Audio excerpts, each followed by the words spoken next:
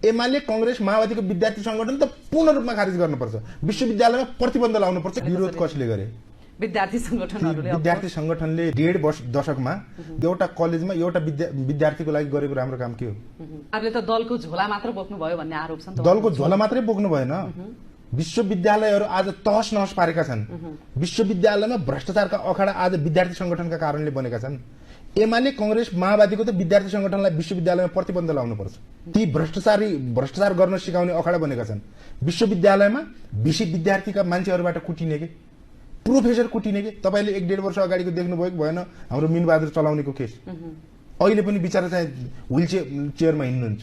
विद्यार्थी संगठनहरू विद्यार्थीको पक्षमा एउटा सिनको नबाच्ने, विश्वविद्यालयमा गएर दादागिरी गर्ने, प्रवेश परीक्षा पास गराएर कमिसन खाने, स्कलरशिपमा हालिदिन्छ भनेर कमिसन खाने, प्रोफेसरलाई कुट्ने, पास गराइ माग्ने जबरजस्ती, विद्यार्थीका पक्षमा सिनको नबाच्ने, विश्वविद्यालयमा पार्टीको झण्डा लगेर चाहे पार्टीको राजनीति गर्ने। अनि ती विद्यार्थी संगठन आज त्यो विश्वविद्यालयमा राखिराख्नुपर्छ। विश्वविद्यालयहरूलाई तहस नहस बनाउने। विद्यार्थीका पक्षमा काम गरेनन् तिनले। यो समीक्षा सहित यिनलाई अहिले खारिज गर्नुपर्छ। म पनि विद्यार्थी आन्दोलनबाट आएको हो। हामी पनि विद्यार्थी आन्दोलन गरेर आएको मान्छे हो। विद्यार्थीका पक्षमा लडेर आएको मान्छे हो। कसैले तिमीहरूले पनि अनैतिकता गरेका थियौ भनेर कसैले प्रश्न गरी देखाओस् त? विद्यार्थीका पक्षमा लड्दै आएको हो हामी।